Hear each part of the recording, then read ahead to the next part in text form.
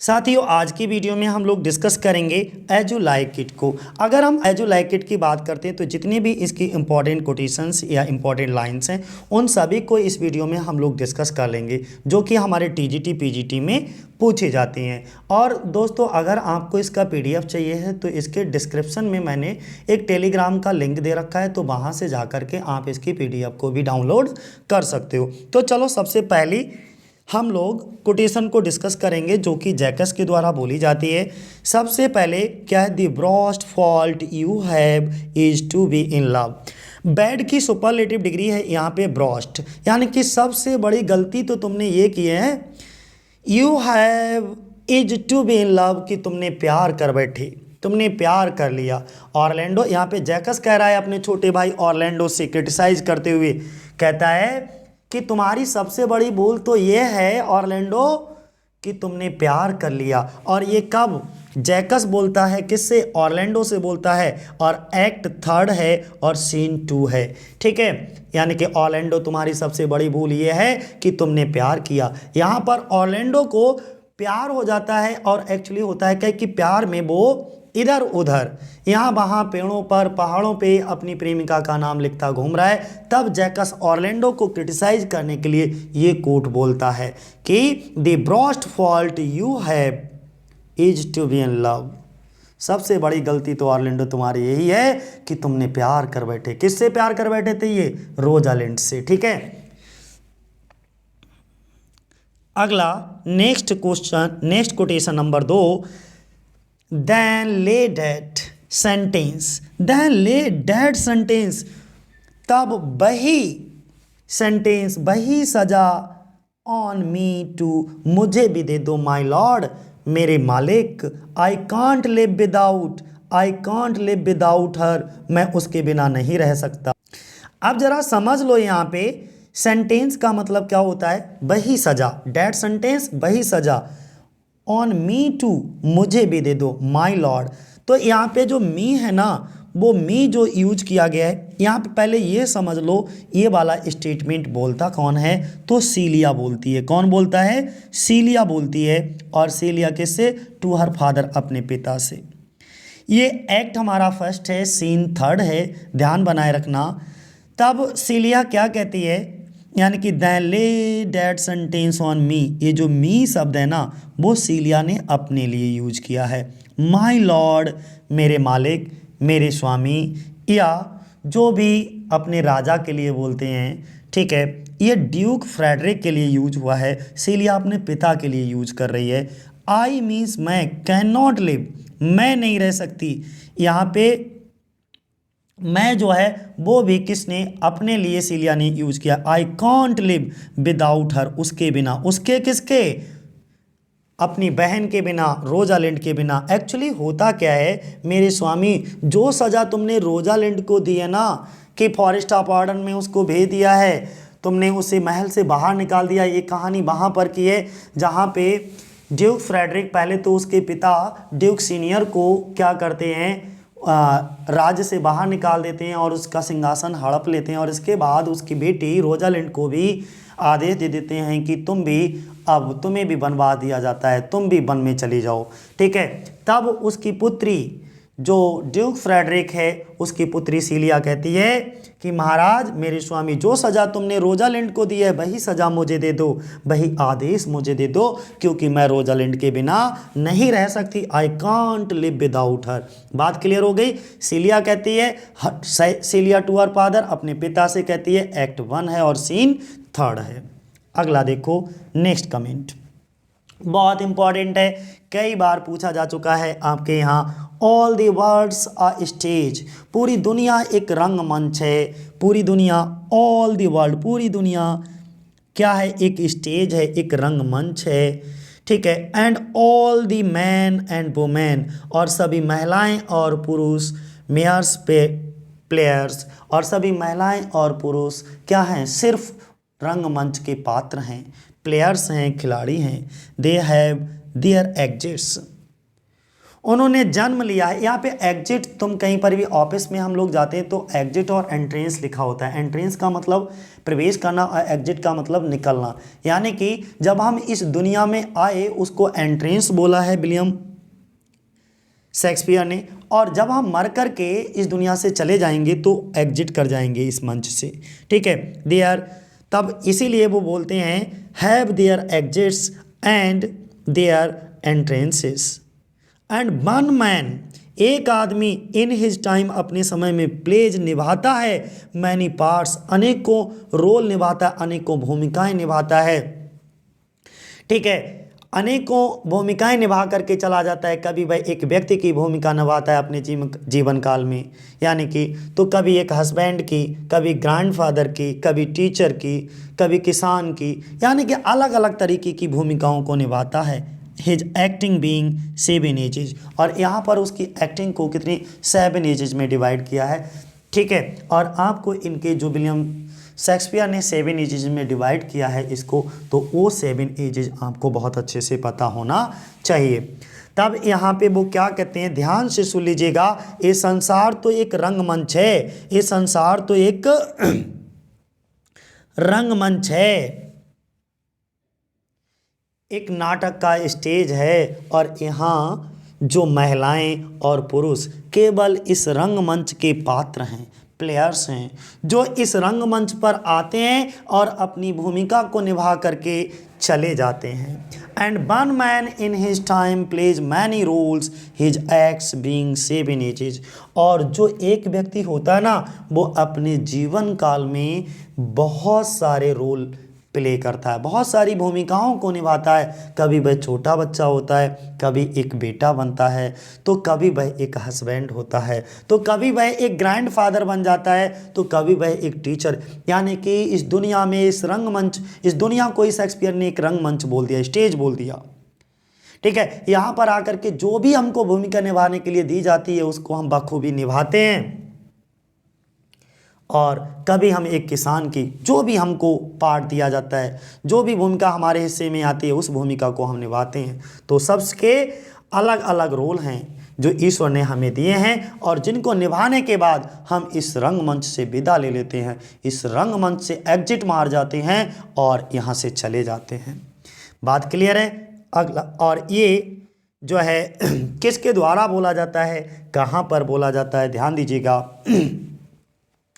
ये जैकस के द्वारा बोला जाता है। किसके द्वारा? जैकस, जो कि मलंकलिक लॉर्ड है, और ऑरलैंडो और ओलिवर के भाई है। ओलिवर का छोटा भाई ऑरलैंडो, और ओलिवर का छोटा भाई जैकस, और ऑरलैंडो का बड़ा। तो ये बीच वाला है, ओलिवर बड़ा है, जैकस बीच वाला है, और ऑरलैंडो सबसे छोटा है। समझ गए? तो ये जैकस है जो कि एक्ट सेकेंड सीन सेकेंड में इसको बोलता है। अगला, नेक्स्ट अगर हम बात करें, अगला quotation, time travels in divers paces. Time means समय, ट्रेवल्स मीन्स ट्रैवल करता है विद डाइवर्स। डाइवर्स का मतलब होता है अलग अलग, डाइवर्स का मतलब अलग अलग, और पेसिस मीन्स गति, पेसिस मीन्स गति विद डाइवर्स पर्सन, अलग अलग व्यक्ति। डाइवर्स पर्सन का मतलब अलग अलग व्यक्ति। समय अलग अलग व्यक्तियों के साथ अलग अलग गतियों से चलता है। समय अलग अलग व्यक्तियों के साथ अलग अलग गतियों से चलता है। आगे यहाँ पर रोजालिंड कहती हैं कि किसके साथ समय तेज गति से चलता है और किसके साथ तेज समय जो है वो धीमी गति से चलता है। ये समय पर डिपेंड करता है, क्योंकि किसी भी व्यक्ति का समय एक जैसा नहीं होता। Time travels in diverse places with diverse persons, बहुत मोस्ट इंपॉर्टेंट कोटेशन है कि समय अलग अलग व्यक्तियों के साथ अलग अलग गतियों से चलता है। ठीक है, तो रोजालिंड डिस्गाइज एज गायनामीड, यहाँ पर रोजालिंड ने अपने रूप को गायनामीड के रूप में जो है बदल रखा है, तब रोजालिंड ऑरलैंडो से कहती है। ठीक है, अभी गायनामीड के रूप में है। ठीक है, तब वो ऑरलैंडो से बातें करते हुए एक्ट थर्ड और सीन सेकंड में ये बात बोलता है। किसमें? एक्ट सेकंड है और सीन थर्ड है। ठीक, next, but O how bitter a thing it is to look into happiness through another man's eyes. कितनी प्यारी कोटेशन बोल दी। ओ हाउ बिटर, कितना कड़वी बात है। हाउ बिटर अ थिंग, कितनी कड़वी बात है। इट इज, ये इट इज टू लुक, देखना, इनटू हैप्पीनेस, खुशियों को देखना, through another's eyes, through another man's eyes, दूसरे व्यक्ति की आंखों के। तो यहाँ पे एक्चुअली क्या है, मैं तुम्हें बड़ा दिलचस्प बात बताता हूँ इसमें। ये ऑर्लैंडो कह रहा है अपनी होने वाली पत्नी रोजालिंड से, क्योंकि ऑर्लैंडो रोजालिंड को ही प्यार करता है। एक्ट 5 और सीन सेकंड में ये बात बोल रहा है। तो एक्चुअली हो क्या रहा है, एकदम नाटक के अंत में हैं हम, और सीलिया की शादी हो रही है ओलिवर से। यानी कि ओलिवर, इसका जो ऑर्लैंडो का बड़ा भाई ओलिवर है, वो सीलिया से कल विवाह होने वाला है। ऑर्लैंडो कह रहा है कि रोजालिंड, यहाँ पे ऑर्लैंडो कह रहा है अपनी पत्नी रोजालिंड से बातें कर रहा है, और क्या कह रहा है, रोज कि बड़े भाई का विवाह हो रहा है, तो बड़े भाई की शादी पर व्यक्ति को खुश होना चाहिए। चलो बड़े भाई की शादी आज खूब खुश हो लेते हैं, हल्ला गुल्ला, यानी कि नाचेंगे गाएंगे मौज करेंगे। तो ये सबके मन में रहता है। लेकिन यहाँ पर तो उल्टा ही हो रहा है, यहाँ पर उसके बड़े भाई की शादी है और छोटे भाई को दुख हो रहा है। यानी कि कल मेरे बड़े भाई ओलिवर की सीलिया से शादी हो रही है, और ये बात मुझे बड़ी दुखी कर रही है। ये बात मेरे मन को बहुत दुख पहुंचा रही है, क्योंकि मैं उनकी, जो मेरा बड़ा भाई ओलिवर है, मैं उनकी खुशी को बढ़ते हुए नहीं देख पा रहा हूँ, खुशी नहीं देख पा रहा हूँ। और ये हंसी हंसी में कह रहा है, ठीक है, अगर मैं भी उन्हीं की तरह खुश हो जाऊं तो मेरा भी विवाह रोजालिंड से हो जाए, काश वो खुशी मुझे भी मिल जाए। तो ये अपनी जो होने वाली पत्नी रोजालिंड है उससे ऐसे ही कहता है, देखो आज सीलिया ने भी शादी कर ली ओलिवर से, हमारी शादी तुमसे कब होगी पता नहीं। देखो उनकी आंखों में वो खुशी दिख रही है, और वो खुशी जब मैं उनकी आंखों में देख रहा हूँ तो मुझे बुरा लग रहा है, पता नहीं मेरी कब शादी होगी तुमसे। ठीक है, तो उस वहीं पर इस कोटेशन को कौन कहता है, ऑर्लैंडो कहता है। किससे? अपनी वाइफ रोजालिंड से, जो कि ठीक है, एक्ट 5 है और सीन 2 है, ये भी ध्यान रखना। एक और इंपॉर्टेंट कोटेशन है आपके सामने, ब्यूटी, सुंदरता, प्रोवोक्स थीव्स। जो सुंदरता होती है ना, वो प्रोवोक करती है, उत्तेजित करती है, किसको? चोरों को, सूनर, अधिक देन गोल्ड, किसके? सोने की अपेक्षा। यहां पर रोजालिंड कह रही है सीलिया से, कौन कह रहा है? रोजालिंड टू सीलिया। रोजालिंड कह रही है किससे? सीलिया से। रोजालिंड कह रही है सीलिया से, एक्ट 1 है सीन 3 है। रोजालिंड यहां सीलिया से कह रही है कि यदि हम दोनों महिलाओं के, कहां पर कैसे तरीके से कहा जाता है वो समझिएगा, यदि हम दोनों महिला के रूप में फॉरेस्ट अपार्डन में जाएंगे तो वहां हमें चोर भी मिलेंगे। तो हम ऐसा करते हैं कि पुरुष का रूप बदल लेते हैं, इसके बाद जंगल में चलेंगे। अब वो यहीं पर सोचते सोचते ये कोटेशन को बोलती हैं, क्योंकि जो ब्यूटी होती है ना, सुंदरता होती है, वह चोरों को सोने से अधिक आकर्षित करती है। ब्यूटी प्रोवोक्ड थीव्स, ब्यूटी आकर्षित करती है चोरों को, सूनर देन गोल्ड, यानी कि सोने से अधिक। मतलब क्या हुआ कि ब्यूटी जो होती है वो चोरों को सोने से अधिक आकर्षित करती है। इसका मतलब ये हुआ, जो चोर होते हैं ना, वो सोने की तरफ इतने आकर्षित नहीं होते जितनी कि सुंदर नारी की सौंदर्य को देख करके उसकी तरफ आकर्षित होते हैं। ठीक है, तो इसका सारा कुछ क्लियर हो गया। कौन कहता है? रोजालिंड कह रही है, किससे? सीलिया से, अपनी बहन से कह रही है। एक्ट 1 है और सीन 3 है। अगला quotation, O how full of bribes is this working day world. ठीक है, कौन कह रहा? O how full of brides. यहां पे ब्राइड्स का मतलब होता है कांटे। क्या होता है? कांटे। ठीक है, तो वो कहते हैं how, O how full of brides, ये भरे हुए हैं, कांटों से भरे हुए हैं। इस is this working day, working day का मतलब जिस वर्ल्ड में, जिस संसार में हम काम करते हैं ना, जिस संसार में हम रहते हैं, अपना जीवन यापन करते हैं, जीवन बिताते हैं, उस संसार की बात की गई। दिस वर्किंग डे वर्ल्ड, यानी कि ये संसार कितने कांटों से भरा हुआ है, अर्थात जिस संसार में हम रहते हैं, काम करते हैं, वह संसार कितने कांटों से भरा हुआ है। ये रोजालिंड कहती है सीलिया से, एक्ट 1 है, सीन 3 है। Rosalind to Celia, act 1, scene 3। Important है, बहुत इम्पॉर्टेंट है, टीजीटी में पूछा जा चुका है। ये एक सॉन्ग है, ठीक है। कौन सा सॉन्ग है? ब्लो ब्लो दाउ विंटर्स बिल्ड। ब्लो ब्लो का मतलब होता है बहना, बहो, हे हवा तुम बहो, दाउ विंटर्स, दाउ तेरी विंटर विंड। और तुमने देखा होगा जब सर्दी की हवा चलती है ना तो बहुत ठंडक लगती है, बड़ी क्रूअल लगती है, ऐसा लगती है ये ठंडी हवा हमको मार डालेगी, इतनी क्रूअल लगती है। तब वो कहता है ब्लो ब्लो दाउ विंटर्स विंड, अरे सर्दी की हवा तुम बहती रहो। सर्दी की हवा बहुत ही क्रूअल होती है। यहाँ पर अमीन्स कहता है, कौन कहता है? अमीन्स कहता है। कौन? अमीन्स बोल रहा है कि सर्दी की हवा तुम निर्दयी हो, तुम बहुत निर्दयी हो, बिल्कुल रहम नहीं करती, चाहे बूढ़ा हो, बालक हो, जवान हो, कोई भी हो, तुम अपनी गति से वैसे ही बहती हो, तुम इतनी निर्दयी हो। लेकिन तुम इतनी निर्दयी नहीं हो। फिर आगे तुलना करके कहता है thou art not so kind as man's gratitude. As man's gratitude का, इनग्रेटिट्यूड का मतलब होता है अकृतज्ञता। इनग्रेटिट्यूड एक ऐसा इंसान जो आपके एहसान को भी ना माने। मान लीजिए आपने किसी के साथ कोई अच्छा काम किया लेकिन वो व्यक्ति आपके एहसान को भी नहीं मानता, एहसान फरामोश आदमी है, तो ऐसे व्यक्ति को हम इनग्रेटिट्यूड कहते हैं। तो यहीं पर तुलना करते हुए विलियम शेक्सपियर कहते हैं, अमीन्स कहता है एज यू लाइक इट में कि सर्दी की हवा तुम वास्तव में बहुत निर्दयी हो, लेकिन तुम इतनी निर्दयी नहीं हो जितना कि एक एहसान फरामोश आदमी, एक एहसान ना मानने वाला आदमी जितना क्रूअल होता है उतनी क्रूअल तुम नहीं हो। ठीक है, ये कौन कह रहा है? अमीन्स का सॉन्ग है, गीत है, और जो कि एक्ट 2 में इसको गाया जाता है। अगला नेक्स्ट देखो, दी फूल दो थिंक ही इज वाइज। बहुत इंपॉर्टेंट कोटेशन आ गई है, ये भी इंपॉर्टेंट है, कहीं पर भी लिख लीजिएगा।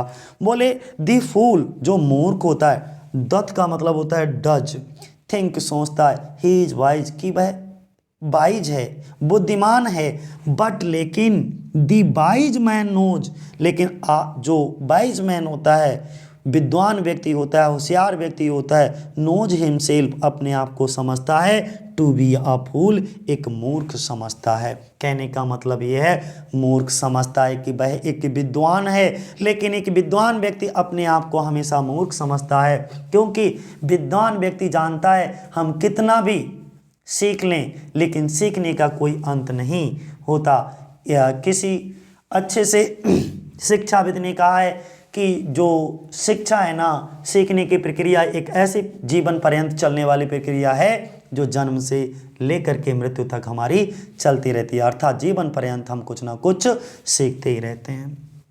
वहीं पर इस कोटेशन को बोला जाता है, और एक कोटेशन टच स्टोन के द्वारा बोली जाती है विलियम के लिए एक्ट 5 में। ठीक है, टच स्टोन के द्वारा विलियम के लिए बोली जाती है। मूर्ख समझता है कि वह एक विद्वान है, मूर्ख अपने आप को विद्वान समझता है, लेकिन एक विद्वान व्यक्ति अपने आप को मूर्ख समझता है। अगला कोटेशन, आई प्रे यू, मैं तुम्हारे लिए प्रार्थना करती हूँ। आई प्रे यू, मैं तुम्हारे लिए प्रार्थना करता हूँ, डोंट फॉल इन लव, कि तुम मुझसे प्रेम मत करो, विद मी, मुझसे प्रेम मत करो, फॉर, क्योंकि आई एम फाल्सर देन, मैं अधिक झूठा हूँ, किससे? बाउज कस्मों से, मेड इन वाइन, एक शराबी व्यक्ति की कस्मों से भी मैं अधिक झूठा हूँ। देखो क्या मज़ेदार बात कह दी यहाँ पर। वाइन का मतलब यहाँ पे शराब, डेट मीन शराबी व्यक्ति। तब यहाँ पर ये कौन कहता है, ये रोजालिंड समझाते हुए कहती है फेब को, क्योंकि फेब जो है वो रोजालिंड जब डिस्गाइज में होते हैं, मैं तुम्हें समझाता हूँ यहाँ पर ये कोटेशन कब बोली जाती है। रोजालिंड जब फॉरेस्ट ऑफ आर्डन में जाती है तो अपना भेष बदल लेती है गायनामीड का, ठीक है। तो गायनामीड भाई बहुत सुंदर दिख रहा होता है, तो फेब जैसे गायनामीड को लड़के के रूप में देखती है तो फेब उसे लड़का समझ करके प्रेम करने लगती है और अपने प्यार का प्रपोजल उसके सामने रख देती है। तब रोजालिंड को तो पता होता है मैं लड़का नहीं लड़की हूं, तब वो समझाती हुई उससे कहती है, फेब को समझाती हुई कहती है कि तुम मुझसे प्रेम मत करो, कि जो कि एक जैसे शराबी व्यक्ति होता ना, उसकी कसमों से भी झूठा व्यक्ति मैं हूं, और इसके अलावा मैं तुम्हें पसंद भी नहीं करता हूं, तो तुम मुझसे प्रेम मत करो। आई प्रे, मैं प्रार्थना करता हूँ, निवेदन करता हूँ, don't fall in love with me, तुम मुझसे प्यार मत करो, फॉर क्योंकि I am falser than was made of wine, मैं तो उसकी कसमों से भी, यानी कि जो कि एक शराबी व्यक्ति होता है, शराबी व्यक्ति की कसमों से भी झूठा व्यक्ति मैं हूँ, ठीक है। तो ये कौन कहता है, रोजालिंड कह रही है, किससे कह रही है, फेब से। अगला देखो नेक्स्ट कोटेशन कौन सी है, बोले love is merely a madness, love is merely a love is merely a madness, सिर्फ इतना ही इंपॉर्टेंट है, इतना ही पूछा जाता है, love is merely a madness. Rosalind कहती है ऑर्लैंडो से, एक्ट 3 है, सीन 1 है, प्रेम एक पागलपन है, इसके अलावा कुछ भी नहीं। Love is merely, love means प्यार, इज मीन्स है मेरली केवल, अ मैडनेस एक पागलपन है, प्यार एक पागलपन है, इसके अलावा कुछ भी नहीं, ठीक है। तो ध्यान बनाए रखना, बहुत ही इंपॉर्टेंट कोटेशन है, love is merely a madness, ठीक है। कौन कहता है, रोजालिंड कहती है, किससे कहती है, ऑर्लैंडो से, कि प्रेम एक पागलपन है, इसके अलावा कुछ भी नहीं। अगला, be date are true lovers run into stage capers, strange capers, capers means होता है ट्रिक, TRICK, ट्रिक नहीं चलते हैं, चाल चलना, ठीक है। बी मीन्स हम, डेट जो आर ट्रू लवर्स, हम जो सच्चे प्रेमी है ना, रन इनटू स्ट्रेंज कैपर्स, हमेशा नई नई ट्रिक्स को तलाशते रहते हैं। किस लिए कहा गया है, समझ नहीं आया, ठीक है, तो समझो जरा इसे। टच स्टोन कह रहा है किससे, रोजालिंड से, टच स्टोन कह रहा है किससे, रोजालिंड से, एक्ट 2 और सीन 4 में कह रहा है हम जो सच्चे प्रेमी होते हैं ना, वे मूर्खतापूर्ण काम करते हैं और बहुत सारी बकवास ट्रिक्स को तलाशते रहते हैं अपनी प्रेमिका से मिलने के लिए, यानी कि प्रेमिका से मिलने के लिए हम हमेशा कुछ बकवास विचित्र सी ट्रिक्स को अपनाते हैं, तलाशते रहते हैं। कौन, हम सच्चे प्रेमी, बस हमें मिलना है। मोस्ट फ्रेंडशिप, अगला, most friendship is phasing, most friendship का मतलब ज़्यादातर, ज़्यादातर मित्रता, मित्रता कैसी होती है, फेजिंग होती है, दिखावटी होती है, झूठी होती है, फॉल्स होती है। और मोस्ट लविंग मेयर फॉली, और मोस्ट लविंग मेयर फॉली का मतलब होता है कि जो ज़्यादातर प्रेम होता है ना, वो अधिकतर धोखेबाज होता है, मूर्ख होता है, फोली होता है, बकवास होता है। तो ये विलियम वर्ड्सवर्थ कह रहे हैं, मेरे कोई शब्द नहीं है, ठीक है। ज़्यादातर मित्रता, विलियम क्या कह दिया, वर्ड्सवर्थ नहीं यार, शेक्सपियर को पढ़ा रहा हूँ, तो विलियम शेक्सपियर के ये विचार हैं। ज़्यादातर मित्रता दिखावटी होती है, फॉल्स होती है, फेजिंग का मतलब होता है फॉल्स होना, झूठी होना, ठीक है। ज़्यादातर मित्रता हमारी कैसी होती है, या तो वो दिखावटी होगी, या झूठी होगी, या फॉल्स होती है। अधिकतर प्रेम जो होता है ना, वो भी केवल मूर्खतापूर्ण होता है, मूर्ख होता है। तो ये बात एज यू लाइक इट में कौन कहता है, किसके द्वारा, ये अमीन्स का एक सॉन्ग है, अमीन्स के द्वारा एक्ट 2 में इसको बोला जाता है। और इसके आगे जो मैं तुम्हारे साथ डिस्कस कर रहा हूँ बहुत इंपॉर्टेंट है, under the greenwood tree, under means नीचे, दी ग्रीन वुड हरे भरे वृक्षों के नीचे, हु लव्स जो प्यार करते हैं, टू लाई लेटे हुए हैं, विद मी या बैठे हुए हैं, the tune of merry note, और उनकी जो आवाज़ है ना वो बड़ी खुशियों भरी है। तो वो कहते हैं जो कोई भी मेरे साथ इस हरे भरे जंगल में जीवन व्यतीत करना चाहता है, इन चिड़ियों के गीतों में, इस जंगल के पेड़ों की छाया के नीचे, वो मेरे साथ यहाँ आ जाए। ये अमीन्स का सॉन्ग है एक्ट सेकेंड सीन 5 में, ठीक है। और इतना बहुत पूछा जाता है, विशेष ध्यान रखना। Under the greenwood tree who loves to lie with me, under the greenwood tree, जो कोई भी मेरे साथ इस हरे भरे जंगल में जीवन व्यतीत करना चाहता है, इस जंगल के पेड़ की छाया के नीचे मेरे साथ यहाँ आ जाए, ठीक है। अगला, डू यू नॉट नो, क्या तुम नहीं जानते, आई एम अ वुमेन। वो क्या कह रहा है, डू यू नो, क्या तुम जानती हो, डू यू नॉट नो, क्या तुम नहीं जानते, आई एम अ वुमेन, कि मैं एक महिला हूँ। व्हेन आई थिंक, जब मैं सोचता हूँ, आई मस्ट स्पीक, तब मैं बोल पड़ती हूँ। ये रोजालिंड कह रही है अपनी बहन सीलिया से, ठीक है। क्या तुम नहीं जानती कि मैं एक महिला हूँ, और जो भी मैं सोचती हूँ, व्हेन आई थिंक, जो भी मैं सोचती हूँ, जो भी मेरे दिमाग में आता, आई मस्ट स्पीक, वह मैं बोल देती हूँ। अर्थात मुझे तुम्हें पता होना चाहिए कि मैं एक महिला हूँ, और इस कारण जो भी मेरे मन में विचार आता है उसको मैं कह देती हूँ, बोल देती हूँ। इतना क्लियर हो गया। चलो नेक्स्ट, किसके, रोजालिंड के द्वारा बोला गया, सीलिया के लिए, ध्यान रखना। अगला कोटेशन है, द साइट ऑफ लवर्स और फ्रीडेथ का मतलब होता है खाना खाने वाला या भोजन ग्रहण करने, भोजन ग्रहण करना ही फीडेड कहलाता है। Those in love, those means be, in love जो प्यार में होते हैं। द साइट मीन्स दृष्टि ऑफ लवर्स, प्रेमियों की, साइट ऑफ लवर्स, प्रेमियों की दृष्टि।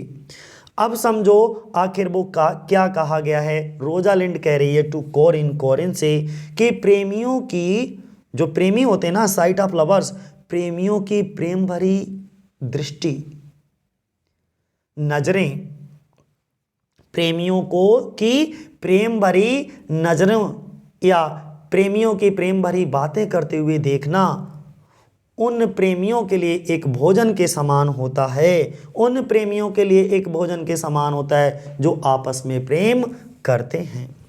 ये किसके द्वारा बोला गया, रोजालिंड के द्वारा, कोरिन के लिए बोलती है रोजालिंड। एक और है, इसको देखो ध्यान से, क्या कहा गया, दो यद्यपि, बहुत इंपॉर्टेंट है, दो यद्यपि आई लुक ओल्ड, मैं तुम्हें बूढ़ा दिखता हूँ, यद्यपि मैं तुम्हें बूढ़ा दिखता हूँ, यट फिर भी आई एम स्ट्रॉन्ग, मैं मजबूत हूँ, शक्तिशाली हूँ, पावरफुल हूँ, एंड लस्टी, लस्टी किसको कहते हैं, लस्टी उसको कहते हैं जो कामुक हो। अच्छा, यहाँ पे इस पूरे प्ले को जब आप पढ़ते हो एज यू लाइक इट को, तो एज यू लाइक इट में सिर्फ एक ही व्यक्ति बूढ़ा है, वो कौन है, ओल्ड एडम। ओल्ड एडम जो है वो किसका, सर रोलैंड डी बॉयज थे, उनके यहाँ नौकर था ओलिवर जैकस और ऑर्लैंडो का केयर टेकर, ठीक है। यानी कि उनके यहाँ एक बूढ़ा नौकर होता है, बहुत ही ज़्यादा विश्वसनीय, यानी कि विश्वास पात्र। तो भाई उसी के लिए ये बोला गया है, कहता है यद्यपि मैं बूढ़ा दिखता हूँ लेकिन मैं अभी भी स्ट्रांग और लस्टी हूँ, ठीक है। ये बहुत प्यारी सी कोटेशन है, दो आई लुक ओल्ड, यद्यपि मैं बूढ़ा दिखता हूँ यट फिर भी I am strong and lusty, देखने में भले ही बूढ़ा हुआ हूँ लेकिन फीलिंग्स हमारी कैसी हैं, स्ट्रॉन्ग हैं एंड लस्टी हैं। चलो अगला देखो, बहुत मोस्ट इंपॉर्टेंट कोटेशन आ गई, sweet are the uses of adversity, sweet are the uses of adversity. Adversity का मतलब होता है मुसीबत। क्या होता है एडवर्सिटी का मतलब, मुसीबत। जब हम मुसीबत से रूबरू होते हैं तो जो मुसीबत के समय जो हमें अनुभव होता है वो अनुभव बहुत स्वीट होता है, बहुत मधुर होता है। अर्थात जब हम मुसीबत या परेशानी में होते हैं उस समय जो हमें सीख मिलती है वह सीख बड़ी ही स्वीट होती है, सुखद होती है। और सबसे अच्छी सीख हमें मुसीबत के समय ही मिलती है, ये भी ध्यान रखना।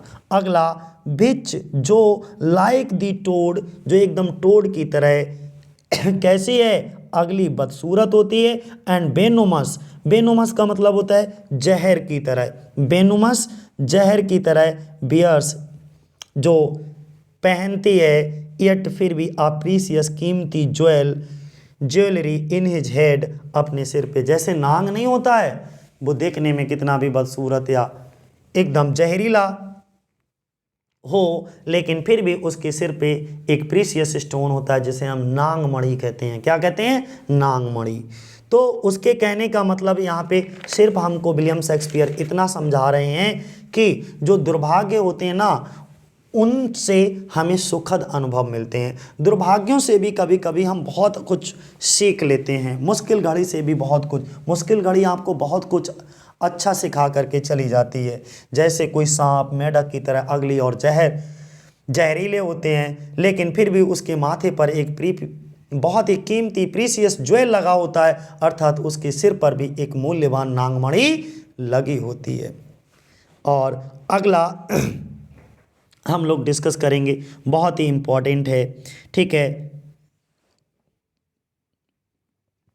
जरा समझ लो इसे। 10 क्या है? 10 मीन्स इस प्रकार मैन आदमी में ग्रो बाइजर, में ग्रो बाइजर का मतलब होता है अधिक बुद्धिमान हो जाना। इस प्रकार जो मानव है ना, वह दिन प्रतिदिन एवरीडे अधिक बुद्धिमान होता जा रहा है।